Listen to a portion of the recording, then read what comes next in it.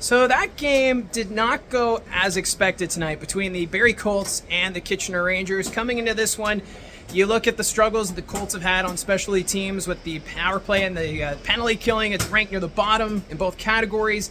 And then you look at this Kitchener Rangers team. They lost at home to Sault Ste. Marie last night. You figured this is going to be a very hungry team. And it kind of went to script to start the hockey game, but the third period, the script was flipped, and it was an exciting finish here at the Sideline Arena as it ended up being a 4-3 final in overtime for the Kitchener Rangers. But let's recap how this game ended up that way, because this is the final game before the Christmas break. So you knew these two teams wanting to end on a positive note before going home and spending time with family. And I know for some teams this could be a bit of a trap game because you kind of get caught up with what am I doing after the game? Who am I going to see? Where am I going? But both teams played hard. It was Kitchener, though, who had the first two periods, and then Barrie took the third period. But still, also making his OHL debut, Max Duracolo. He's a Barrie native, signed today as a free agent with the Kitchener Rangers because they're short-staffed. They've got players at the World Juniors and due to injuries. So Duracolo, the Barrie native, making his OHL debut with Kitchener in Barrie. So a nice touch for him, and he had quite a bit of ice time in that first period. Very noticeable, and just looked like he fit in quite nicely. He's playing for the Toronto Patriots in the OJHL, and looked pretty good there in that first period. And Justin Bottineau, he would score the first goal of the hockey game. That was coming with 9-1 were the shots at that point in favor of Kitchener. The Rangers just dominating on the shot clock early on in the hockey game. But after that goal was scored, the Colts kind of started to turn around. They're getting pucks on net. Justin Parsons had to make a few saves, but it was 1-0 after the first. But in the second period, all Kitchener. The Rangers, they dominated that second period. Trent Swick and Blair Scott would get the goals for Scott. That was his first goal of the season. It was a nice setup and from Arquette.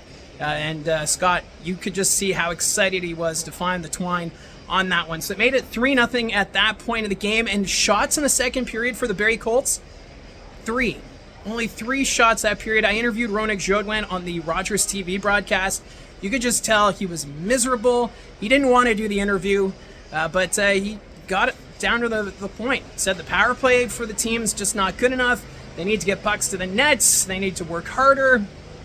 And they did that in the third period. Whatever was said by Marty Williamson or whoever in that change room, the Colts, they listened and responded in the third. It all started with Ty York just 48 seconds in, made it a 3-1 game. So at that point, you're figuring, okay, so the Colts, they're not done. They're still trying. They're putting pucks to the net. And then the Rangers, it was a Connor Punnett turnover. He put it on the stick of the Ranger player in front, point blank, and the Ranger player hit the post. And on that same shift, the puck goes down the other way, and then Ty York, his second of the game, 6th of the season, made it 3-2. So at that point, you're seeing this Barrie Colts team has life. We saw the same kind of comeback against Mississauga a week ago, and it seemed like we're following that same script because then Hunter Brustevich, he took a penalty for interference on Ty York, and it resulted in a Colts power play, which has been struggling immensely. But Carter Lowe, in front of the net, able to knock in the rebound, tying the game at 3. The Sideline Arena just went nuts because this was not expected. We kind of figured the Rangers were up 3-0, they were going to pack it in, but no, Barrie fighting back, having a great game. Ben West making some huge stops in that third period, forcing overtime, but with the overtime period, it's all about possession.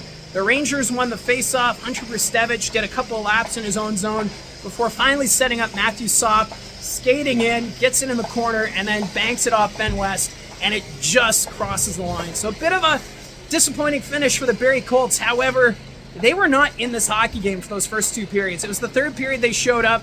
Ty York had a huge game. This may be one of his best games as a member of the Barrie Colts, getting those 2 goals and drawing the penalty from Hunter Brustevich. So the Barrie Colts, despite the loss, they do get 1 point. It's an important point as they're chasing Oshawa and Kingston right now for those final playoff spots in the Eastern Conference and trying to keep Niagara back. Coming into tonight, the Ice Dogs 3 points back of Barrie. So it's quite the fight right now in the Eastern Conference. Shots in that one heavily favoring the Kitchener Rangers, but you have to give credit for the Barrie Colts as they managed to get a point and make it an entertaining finish here at the Sideline Arena. So that's it for us now until December 28th when the Sudbury Wolves come to town To note for Barrie Colt fans, that game will not be on Rogers TV. That game will be broadcast online, so you can figure out how to tune into that one. Gene and I will still have the call as the Sudbury Wolves come to town. Always fun when Sudbury comes to town. So that's it leading up to the Christmas break. So I'll have a couple of videos posted next week going over a power rankings and kind of just like a halfway report. So stay tuned for that. So again, thank you for all your support. It's been really cool just seeing this channel grow these last few weeks.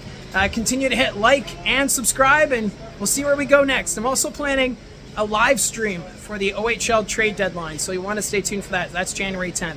Still some time to go, but it's going to be exciting. So again, thank you for all your support and tuning in. Hit like and subscribe, and we'll talk to you again soon.